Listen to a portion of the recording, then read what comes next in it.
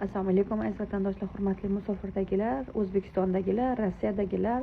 Men doim videolarimda, efirlarda, savol-javoblarda mendan kimdir so'rasa, to'g'risini to'g'ri aytib eshitaman.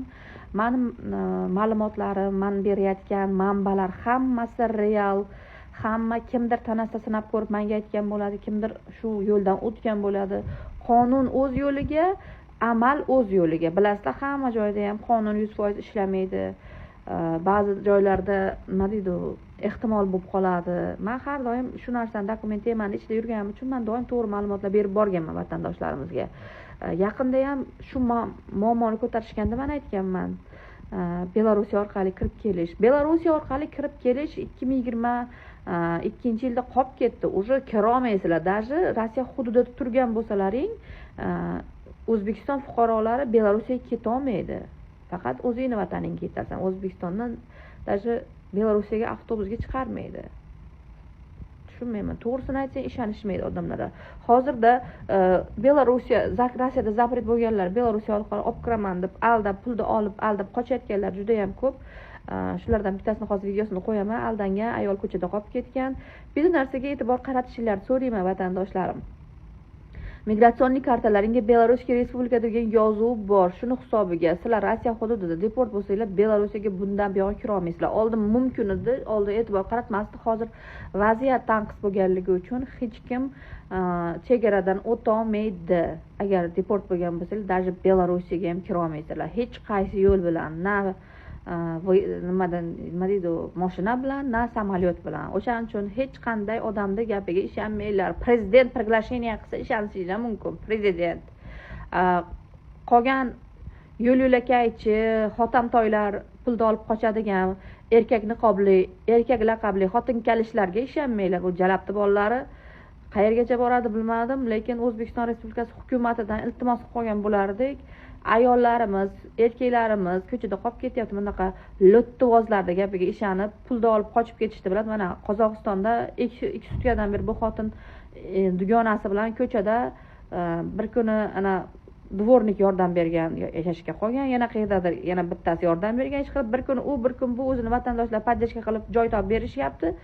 Lekin baribir ko'chada qolib ketdi, pul ham yo'q, yeyishga non ham yo'q, hozir nima qilishni bilmay o'tiribdi. Mana bu ayol kecha kechqurun menga aloqaga chiqqanman, tashlab ber video deganman, bechora tashlab bergan, sizlarga qo'yib beraman. Qozog'istonda kim bor? Qozog'istonda bo'lsanglar shu ayolga yordam beringlar, nomerini описаниеga yozib qoldiraman, kommentariyani joyiga.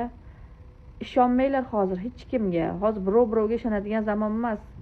Pulinglarni oladi, vaqtinglar ketadi, orqasidan quvib topib pulinglarni qaytarib olgunicha asab tugab bitta kasalam orttirib yuborasizlar bularning orqasidan. Bular shunchalik muttaham odamki, ey farzandlarimga shulardan topgan pulni yediryapman deb ikkita ayolni olib borib boshqa davlatga tashlab soxta biletlar qilib berib, suda kiramiz deb soxta biletgacha yasagan. O'zbekistonda hozir bilsanglar, samolyotda minaman deb borsanglar, O'zbekiston tekshiradi, chunki qonun chiqqan. Hududingdan deport bo'lgan odamlarni jo'natma bizga. Vaqtimiz ketyapti, bizda vaqtimiz yo'q, ishchilarimiz deb. O'zbekistonda o'zidan chiqarmaydi deporti bor odamni. Biletini qaytarib beradi. Aka siz Rossiyaga mumkin emas deb. Bilsanglar, oldin farqi yo'q edi. Oldin kelaverardinglar, Rossiyadan shaharga qo'yib yuborardi, 3 kun muhlat chiqib ket derdi, qo'lingizga ogohlantirish xati berardi. Hozir unaqa emas, akalar, opalar, to'g'ri tushuninglar. Deport bo'lgan bo'lsanglar, haqiqatan через sud advokat qilib ochsak bo'ladi, lekin bunaqa lo'ttivozlarga ishonib cho'rli xot bilan kiraman deb o'ylamanglar. Ishonmanglar bunaqalarga. Salom hammaga. Kechda chiqqan sababi video murojaatim Andijon viloyati Ichki ishlar boshqarmasina. Men o'zim Qoraqalpog'iston viloyati Beruniy tumanida tug'ilganman. 91-yil Shahnoza ismim. Biza video murojaatimiz sababi, biza 3 kishimiz, biza Moskvadan deportimiz bor. 5 yillik zapretimiz bor. Andijon viloyatida yashaydigan Baxtiyor degan odam bizlarga deportlamasini ochib turib, Moskvaga kirgizib beraman deb bizlardan 10 million pul olgan har qaysimizdan. Qo'limizda dalil isbot cheklarimiz, hamma narsamiz bor. Bizlar aytdik, Toshkentdan uchib bilmaymiz, bizlarni aeroportdan qaytardi dedik. Bunda Almatadan uchiramasizlar deb bizlarni Almatagacha olib keldi, sarson sargardan etib. Bu odam yaxshi dedik. pullarni berganda Toshkentdan birma-bir o'zi sanab oldi. Yuzma-yuz ko'rishib, pullarni berganmiz. Biz Olmaotaga keldik. Soat 4da uchadigan vaqtimiz edi. Birda registratsiya boshlandi. Bizlar registratsiyadan uchimizdan qaytardi o'zimizga. Moskvadan zapretlarimiz bor ekan, uchib bilmaysizlar dedi. Bizning qo'limizga qog'oz berdi. Biletlarni 100% qaytarib pulni ola olasizlar degan. Biz u kishiga telefon etdik. U kishi aytdi, Baxtiyor degan, hal etib beraman, hozir kutib turinglar, mana kutib turinglar deb shu bilan soat 2-3 gacha biz aeroportda o'tirdik yarim oqshomda. Azonga bir yerga ketib dam olib turinglar, azonda hal etib beraman dedik. Biz ham baratan yerimiz yo'q, aeroportda kutib o'tirdik bizlar. Shu kuni bo'yi ham kutdik, shu kechasi bo'yi ham kutdik, 2 sutka bo'lsa. Kutib o'tirdik. Azonda aytdi, Bakudan через Baku uchirib beraman dedi bizga. Bakusini ham yaxshi dedik. Bu Baku ham atmen bo'ldi. Bu Bakusini ham kutdik. Bizlar hozir Olmaotada aeroportning yanında gostinitsaning sirtida o'tiribmiz. Ya bizlar qo'limizda bir so'm pulimiz yo'q. Ya baratan yerimiz yo'q. Ya O'zbekistonga qaytib bilmaymiz bizlar. Chegaragachadan taksi, poyezd degan pul oladi. Ya pulimiz yo'q bizga. Ya burga gostinitsaga pulimiz to'lab bermaydi. Ya yeb icharimizga berib o'tirgan yo'q. 3 kundan beri biz ovqat, choy ichganimiz yo'q.